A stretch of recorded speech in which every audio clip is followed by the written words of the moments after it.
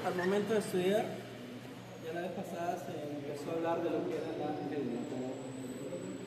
Clasifiquemos, para poder hablar de médula, de médula oblongada, médula espinal, cerebro, desde la parte embriológica de embriología. Desde la parte embriológica se van a ver que hay divisiones. Y las divisiones van a ir si el cerebro está ubicado en la parte, hablamos del sistema nervioso, cerebro anterior, medio o posterior caudal. Y eso lo dividimos en prosencéfalo. ¿Qué más? Mesencéfalo y troncoencéfalo. La parte más anterior, el prosencéfalo, que va a estar formado por el céfalo y el telencéfalo, que va a ser los ventrículos, y el encéfalo, que va a ser la parte que los va a conectar, la parte central. Luego viene el mesencéfalo. El mesencéfalo, ¿cuántas partes tiene? Una, que es el mismo mesencéfalo. No hay nada más.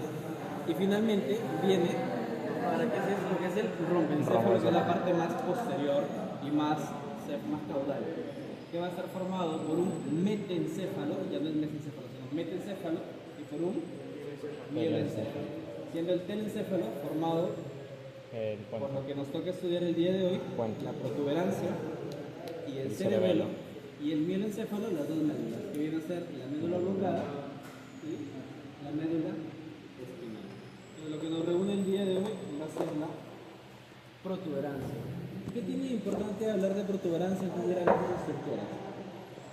¿Por qué es importante la protuberancia? Ya va a tener relación con ciertos pares craneales, principalmente cuáles, ¿sabes? El adolescente, muy bien, justo ahí vamos a tener a su núcleo que va a dar una estructura a nivel de la pared posterior. ¿Qué otro par craneal guarda relación? El nivel de la protuberancia. El 5. ¿Cuál? El 5. ¿Cómo se llama el 5? El trigémino. El trigémino, ¿no? Va a tener dos principales núcleos, porque el trigémino tiene cantidad incluso en el mesencéfalo y incluso en la parte espinal. Pero van a tener dos que cuando lleguemos allí vamos a ver cuáles son los dos. ¿Qué otro par craneal va a tener relación acá? El facial. A ver ella, que está bien blandita. Ya sé que no, por eso, sarcasmo. Dime cuál.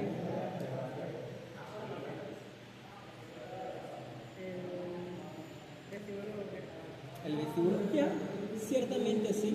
Los vestíbulos nucleares van a estar formados por 6 núcleos, 2 que van a ir a la parte auditiva y 4 que van a ir a la parte vestibular del equilibrio, siendo que tiene un área particular también en la parte posterior de la protuberancia, que es lo que vamos a conocer como el tegmento, ¿no? ¿Qué más? ¿Qué otro parte tiene relación por ahí en la protuberancia? El vago. El facial. No. El vago tiene mayor relación con la médula oblongada, incluso va a formar un trígono en la parte posterior, pero vamos a ver que va a estar por debajo de las estrías medulares. ¿Qué otro par craneal? ¿Cómo? Ya, pero ¿has escuchado lo que he dicho? Pero ojo, no es el tálamo como tal, pero estoy preguntando qué relaciones pares craneales hay. No, he dicho funciones. Oye, esto es muy lejos. Pero a ver, sigamos con los pares para no saltarnos. ¿Qué otro par craneal? Ya que estás de voluntario, ya mencionaron por acá el sexto, que es el abducens, mencionaron el trigémino, mencionaron el estetocloquiar o acústico, que es el octavo, el facial. El facial, me había olvidado, al igual que el trigémino, va a tener una porción, cuando emerge, tiene su origen aparente, va a estar formado por 2 raíces, una motora y una sensitiva. En el caso del facial, ¿cuál es la gruesa? La sensitiva dicen por acá. No. La sensitiva. Ese es en el trigémino. Pero estamos hablando del facial, doctor, todavía, no se me salte. En el facial, sensitivo y sensitivo me dicen que es la más gruesa de las 2 ramas. ¿Usted, doctor? Ay, saludos. En el facial sensitivo. ¿Usted, doctor? De las 2 ramas que salen del origen aparente del nervio facial, que salen justamente, de aquí vamos a ver en qué nivel sale, ¿cuál es la rama más gruesa? ¿La sensitiva o la motora? Acá los 3 compañeros van a ser los sensitivos. ¿Usted qué opina? La sensitiva. Yo creo que lo más grueso es la motora. En el caso del facial, efectivamente. Porque hablábamos de la sensibilidad de la lengua como un pedacito intermedio. Así es. séptimo par, que es el par facial, la rama más gruesa corresponde a la rama motora, mientras que en el trigémino Es al revés. es al revés, ya que casi toda la sensibilidad de la cara va a estar dada por el trigémino. Y en cambio, ¿cuál es la parte motora del trigémino? La de los masticadores. La masticación. Es por eso que en el trigémino el más delgado es el motor y el más grueso es el sensitivo, mientras que en el facial es al revés. Doctor, el facial, esa rama delgada que es la sensitiva, tiene otro nombre, intermedia de Sí, intermedio, justamente. Pero es parte del par craneal, ¿no? Pero sí lo he visto, tienes razón. No me lo aprendí, pero sí lo he visto que lo ponen. Incluso me había confundido. O sea, yo me confundí pensando que era otra cosa. Bien, hablemos de los límites. Si ven, se le dice, ¿por qué se le llama puente? ¿A quién une? Conecta el mesencéfalo con la médula. ¿El mesencéfalo con? La médula oblongada. ¿Estamos de acuerdo, no? No. El Se cerebelo. le va a llamar puente justo por sus fibras horizontales que van a Sí, ver sí, cómo sí. se unen ambos hemisferios. ¿Qué otro nombre tiene? Puente, protuberancia, puente de Barolio. Latino, en latino. Con el latino. Está en latino. También un síndrome. Límite superior, en la parte anterior. El límite superior que va a formar su surco, obviamente. Y ese surco se llama siempre, de preferencia actualmente los nombres van desde la estructura más inferior a la más superior.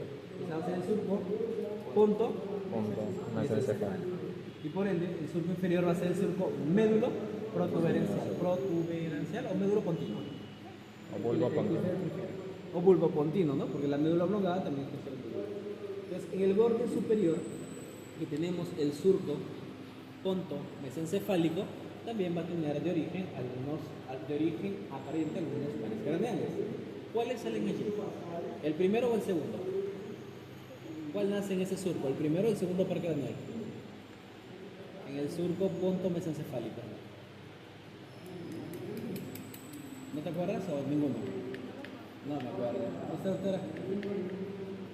Ninguno, es correcto, porque el primero y el segundo son los únicos pares craneales que no tienen nivel a lo que es la parte central del sistema nervioso. Es más, el primero, que es el olfatorio, viene ¿de dónde? Claro. Y el segundo, el parcáptico, que llegan ahí por el quiasma, pero no tienen su origen allí. Es a partir del tercero, nombres del tercero, tercer par craneal, nombre.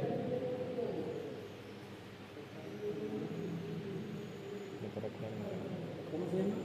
Motor ocular interno. De viejito ya. Motor ocular interno. Ya me agarró la edad. Motor ocular interno. Ya, muy bien, esa es una buena respuesta. No te acuerdas. Nombre del tercer par craneal, doctora.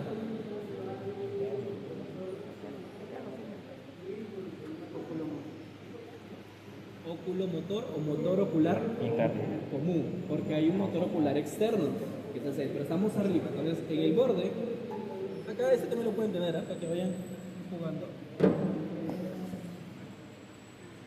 Déjame por aquí. Entonces, a nivel del surco ponto mesencefálico, en la parte más medial va a estar el origen del tercer par, que es el oculomotor común, el origen aparente, porque estamos hablando de la parte macroscópica. Los orígenes reales son de los núcleos y tendríamos que cortar y meter al microscopio para verlo porque no son visibles del ojo humano. Y luego está alrededor un par craneal contralateral. ¿Por qué digo contralateral? Porque en realidad el que sale por el lado derecho tiene un origen, su núcleo está en el lado izquierdo. ¿De qué par hablamos? Mira, a ver, piensa en su ex. Patético. Patético. Patético, ¿no? Para que no se olvide. El cuarto par. Cuarto par craneal, o también conocido como troclear, o también como nervio patético. Tiene un origen aparente que va a estar más lateral, también en el mismo surco, punto, es encefálico, pero más lateral, porque el que estaba medial era el óculo motor. Entonces ahí tenemos tercer y cuarto par en el límite superior de nuestra protuberancia. Vamos al límite inferior.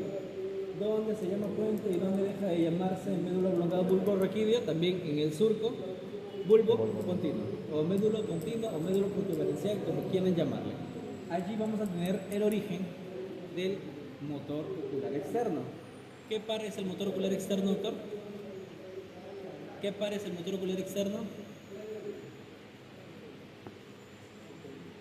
Lo dije yo hace ratito cuando leí el 3. No, el 4. ¿Quién es el 4, doctor? ¿Usted se acuerda? ¿Cómo se llama el 4? El 4. ¿Cómo se llama? Patético. Ese es el 4, es el patético troclear. El motor ocular externo es el 6. El 6. O también llamado abducens. O abducens. Entonces, arriba teníamos 3, 4 y abajo empezamos con el más medial, el 6. Al lado lateral sale un par craneal que tiene 2 componentes, que lo acabamos de decir hace rato. Uno muy delgado, que suele ser sensitivo, y uno más grueso, que es el motor. ¿Y hablamos de qué par? Facial. El facial, el séptimo par. Luego sigue uno que va a servir para el oído y el equilibrio. El estímulo coclear, ¿no? Estamos hablando del octavo par. ¿Y el noveno? Sale a nivel de médula. El noveno ya no nos involucra en él. Claro. Entonces, aquí viene el detalle. Estamos tercero y cuarto arriba, sexto, séptimo y octavo. 3, 4, 6, 7, 8. ¿Cuál nos falta? El quinto. El quinto par. ¿Dónde nace el quinto par, doctor? Vamos a ver si se nota por acá. ¿Dónde nace el quinto par? Ahí está, el cosito. ¿Está o no está? Sí. Sí, se ve. ¿Sí se ve? Pero déjame ver que se ve uno real. No se ve uno real. Bueno, sería eso, ¿no? Claro. El quinto par nace desde el propio cuerpo del puente. Y sería esta raícita, que va a estar póstero inferior. Es más, se dice que a 1 milímetro posterior y lateral es donde se deja de llamar puente y se empieza a llamar una estructura que pertenece al cerebelo, y sería el pedúnculo. No es parte de que lo sepamos ahora, pero el cerebelo se va a unir tanto a la médula como a la protuberancia y al mesencéfalo a través de 3 pedúnculos. El pedúnculo cerebeloso medio es el que se va a unir directamente con el puente o con la protuberancia, mientras que el superior, dímelo. Con respecto a la salida del quinto par craneal, dijo que era infero-posterior. ¿No sería Posterolateral. anterolateral? Anterolateral. En realidad, si tú lo ves, esta es la parte anterior y mira dónde sale. Mira, Desde la vista en la cara, en la cara anterior sale posterolateral. En la cara anterior. O sea, sigue siendo anterior porque está en la cara anterior. Pero cuando lo vas a ubicar, no está en la parte más anterior de la cara. Está en la parte posterior y lateral. Pero de la cara anterior. O sea, seguimos en el lado anterior. ¿Sí? Muy bien. ¿Mi silla? Muy bien. Ya decía, los pedúnculos, en el caso de la protuberancia. En el caso de la protuberancia, teníamos el pedúnculo cerebroso medio. La médula oblongada o el bulbo raquídeo va a estar con los pedúnculos inferiores y el mesencéfalo con los pedúnculos superiores. Muy bien. O sea, usualmente se dice que un adulto puede llegar la protuberancia a medir hasta 3 centímetros. ¿Esto qué es? ¿Anterior o posterior? Si el cerebelo está acá atrás, es porque esto es posterior, entonces acá tendríamos la cara anterior. Esto sería parte de la médula oblongada, ¿verdad? Sí. Entonces, estos dos, ¿qué serían? Las pirámides. No se llegan a ver, pero por acá debería estar la decusación y por detrás las olivas. Entonces, en la parte superior vemos ya las fibras transversales que van a hacer referencia meramente a la protuberancia, y si por acá habría un cosito como esto, estaría hablando del nacimiento de quinto par del trigémino. ¿Cuáles eran, y ahora sí hablemos de los núcleos, cuáles eran estos dos núcleos que vamos a encontrar del trigémino pero en la protuberancia? El tanto sensitivo como El motor. principal sensitivo Y el motor, y el motor. porque el Efectivamente. espinal se encuentra en la médula. En la médula espinal y el mesencefálico En la en el médula. mesencéfalo. Entonces, el trigémino y también por inclinación parasimpática, vamos a encontrar sus dos principales núcleos, motor y sensitivo, a nivel de la protuberancia. Si viéramos la parte posterior, que acá está hecho un asco, ¿tienen una hoja para hacer un dibujo? ¿Un lapicerito?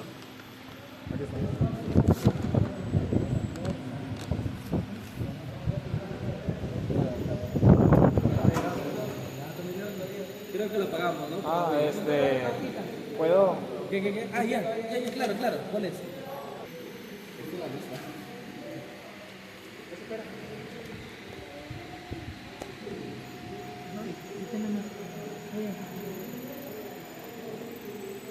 Préstame la maqueta. ¿Dónde está la maqueta? No. A ver, ya está bien. Empújala por acá.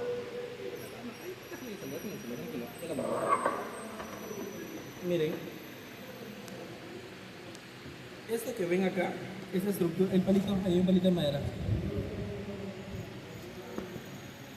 ¿Esta estructura qué es? Este es el cuarto ventrículo.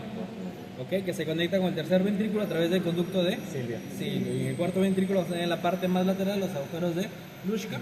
En la parte más posterior, ya que es con el cerebelo, el de Magendie. Y que van a tener la distribución del líquido cefalorraquídeo. ¿Por qué les menciono esto? Porque esto que está acá, que es el piso del cuarto ventrículo, y no les voy a preguntar, les voy a contar, se les conoce piso porque durante la evolución los mamíferos, ¿cómo son? ¿Cuadrípedos o bípedos? Cuadrípedos. Entonces, al estar en esa posición, esto queda como piso, por eso le llamamos piso pese a que sea vertical. Este piso es la parte posterior de la protuberancia, pero también parte de la médula. Entonces, este va a ser el piso que vamos a examinar. Este piso me va a limitar esto que va a ser parte de la protuberancia y esto que va a ser parte del bulbo. Dentro del bulbo, o sea, ¿cómo los distinguimos? A través de esas estructuras. ¿Qué son esas estructuras? Estrías medulares. Claro. Van a tener relación con los núcleos del octavo par, porque van a servir tanto para la acústica como para el equilibrio. Si vemos aquí en la parte, esto va a seguir teniendo un surco medial que va a ir del lado derecho y del lado izquierdo. Teniendo acá dos estructuras, una más medial y una más lateral. Esta más medial va a ser de un color más claro que se llama o ala blanca o trigonodel. Ya vieron médula, trigonodel hipogloso. Y va a haber una estructura más gris que se va a llamar ala gris o trigonodel vago. ¿Sí? Porque tiene relación justamente con estos nervios que van a originarse a nivel de médula.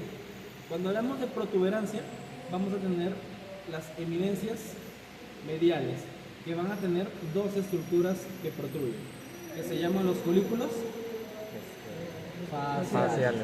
¿Por qué se llaman folículos faciales? Porque tienen al núcleo facial y el abducens. O bueno, ¿Pero tienen al núcleo facial? No, en realidad es el núcleo gira del abducens, pero le da una... pero las fibras del facial que lo van a rodear van a provocar esas eminencias. Entonces, son los folículos faciales en las eminencias mediales. Y esta área que queda por acá se le va a conocer como el área vestibular, que es donde se van a ubicar los diferentes núcleos. Aquí esta parte final se va a llamar Ovex. óvex. ¿Y qué es el óvex? Si ustedes recuerdan, en la médula, ¿cuál es la comisura gris posterior? A ver, señala. Comisura gris posterior. Primero, ¿cuál es la sustancia gris? La que tiene forma de H. Claro. ¿Y dónde se une la parte posterior? Bueno, esa es la parte anterior, parte posterior. ¿Dónde se está uniendo la sustancia gris en la parte posterior? En la H. Bueno, ¿Cuál acá. es el palito de la H? ¿Cómo se llama acá? Esa comisura. La comisura. Pues, Eso, a medida que asciende, se va posteriorizando y termina en el Ovex. ¿sí? Y termina en el óvex. Y se supone que anterior a este óvex ya va a estar el conducto. Claro. Esta comisura gris posterior, porque hay una comisura gris anterior. A medida que la médula va ascendiendo, esto se va colocando de forma más posterior. Y cuando ya llegamos a la protuberancia, ya prácticamente no existe, y lo último que vamos a encontrar en esa comisura es el óbice. El óbice está conformado por sustancia gris, que es justamente esta continuación. Porque ya no existe, porque ya no vamos a ver raíces ni nada. Recuerden que es médula espinal. Aquí estamos por arriba de la médula oblongada y la protuberancia. ¿Qué más hay que dejar? Entonces esto, que sería la región posterior, era protuberancia arriba, médula oblongada abajo, y todo iba a ser el piso del cuarto ventrículo, que iba a estar conectado con el tercer ventrículo a través del conducto de Silis. Y que en estos bordes más laterales íbamos a tener a los agujeros de Luschka, y en la parte que conformaría el techo, el mecanismo. ¿Dónde está la otra maqueta? No, el es ese. Y en la parte que conformaría el techo, acá, tendríamos el de Manden. Luego hay que tener en cuenta que cuando hablemos de esto también vamos a tener cisternas. ¿Qué es una cisterna? ¿Tienen cisterna en su casa de agua? Justamente porque es almacén de agua. Claro. Bueno, en este caso almacén de líquido. Vamos a tener la cisterna pontina. ¿Quién va a formar la cisterna pontina? Va a ser anterior. Y esto va a reposar sobre un hueso. ¿Sobre qué hueso reposa? ¿Sobre qué parte del hueso? La porción basilar del occipital, y también sobre la lámina cuadrigémina del esfenoides, y que van a formar el clivus. Claro, Y entre el clivus y el mesencéfalo, por donde discurre y se está acumulando el líquido, hablamos de la cisterna pontina. Entonces, la eminencia tenía relación con el núcleo del abducens y las fibras del cerebro. El área vestibular y las estrías medulares en relación con los núcleos del octavo par. El trígono del hipogloso, conocido como el ala blanca, iba a ser obviamente con los núcleos del doceavo par, que está a nivel de médula, al igual que el trígono del vago, que es principalmente espinal con algunos pocos tractos de médula oblonga, pero principalmente espinal. ¿Y qué más? También hay una membrana que lo cubre a ese piso del cuarto ventrículo. Membrana que lo cubre. Que Cuéntame es el nombre. el tarín, o también llamada membrana de Sereleus. Ese nombre lo conozco.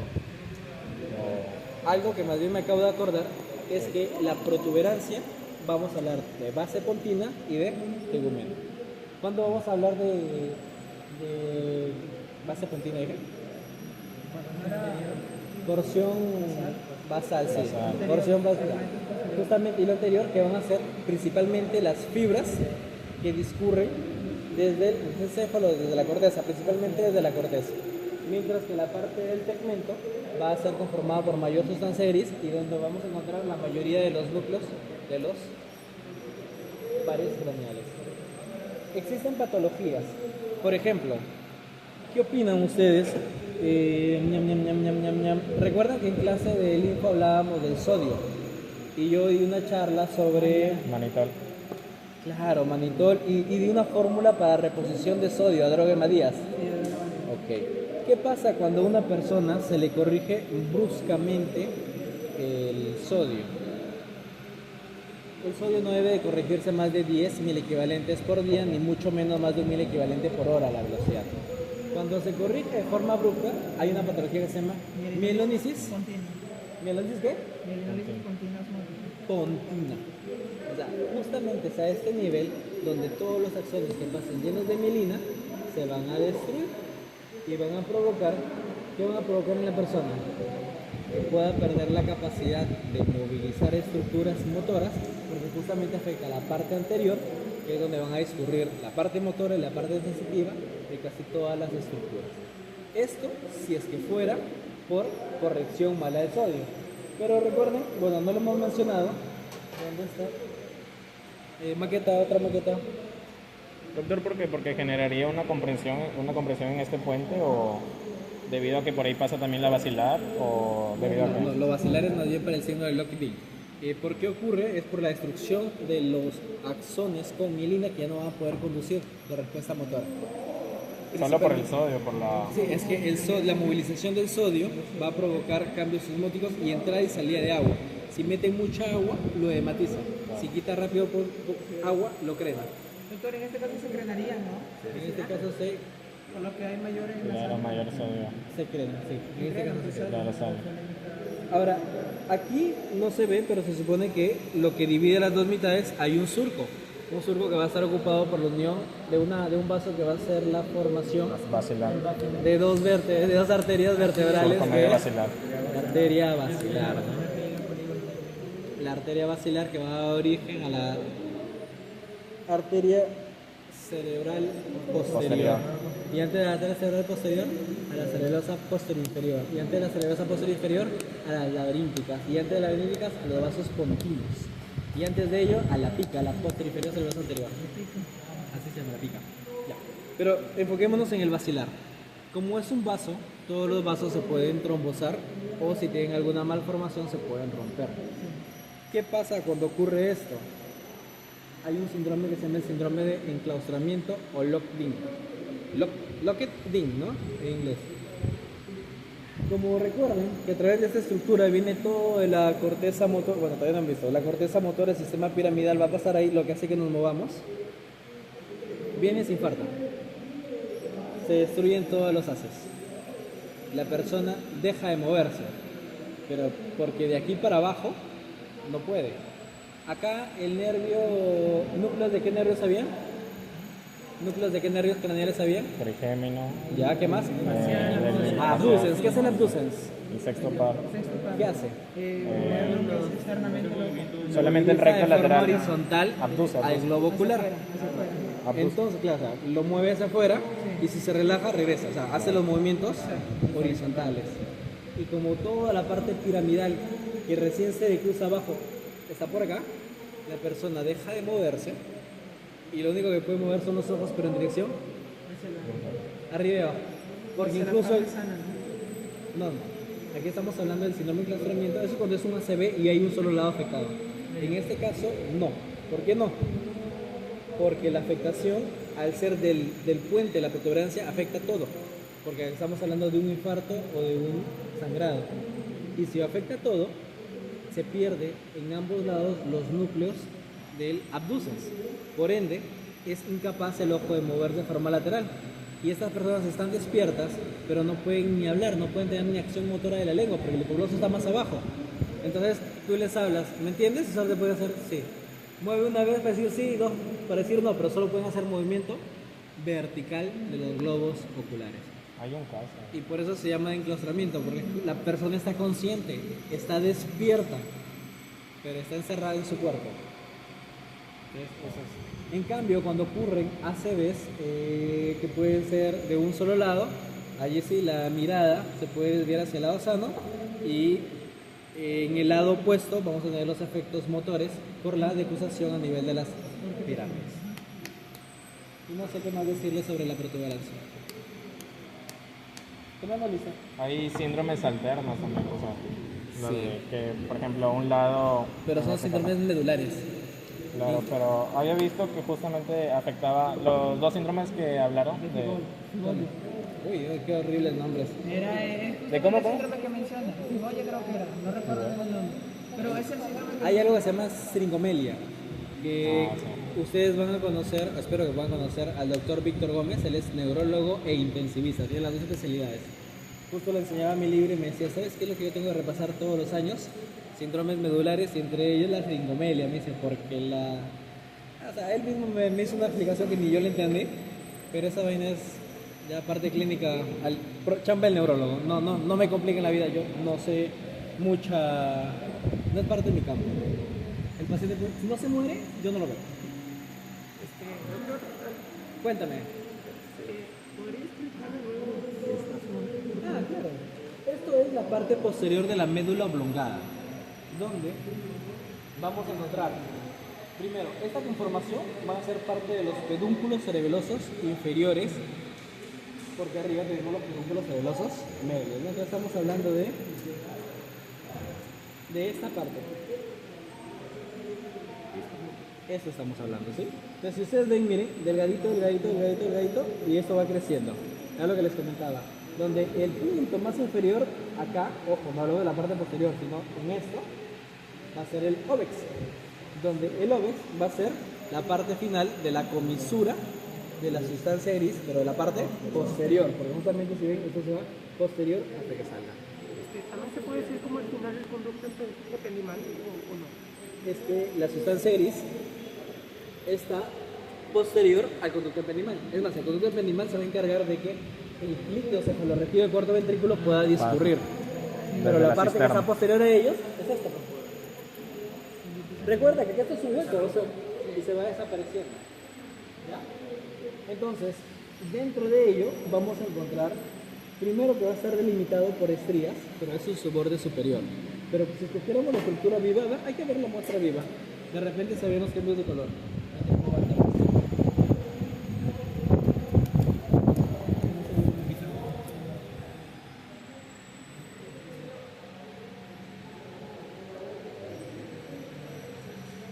Pues no creo que se haya rayado. A ver. Si no estamos bien. ¿Hay otro guante por ahí? Gracias.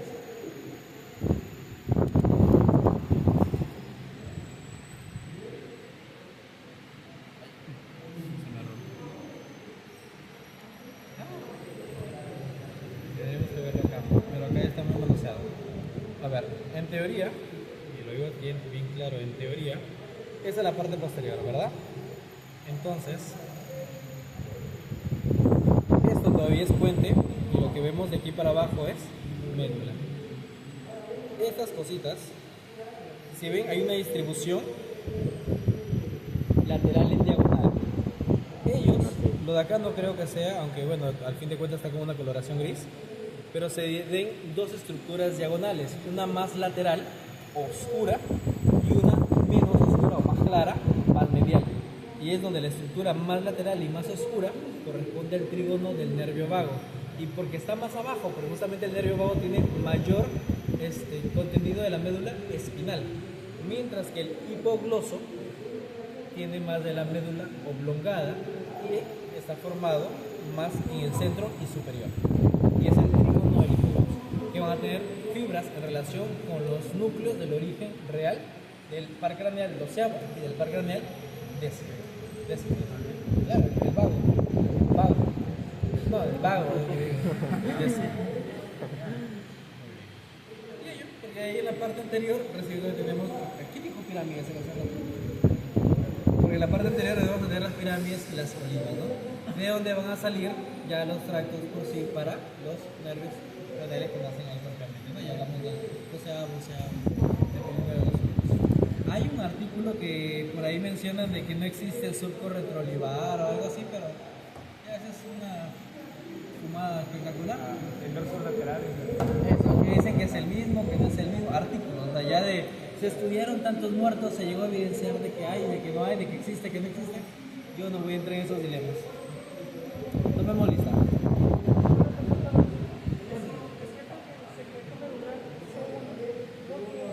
Claro, no es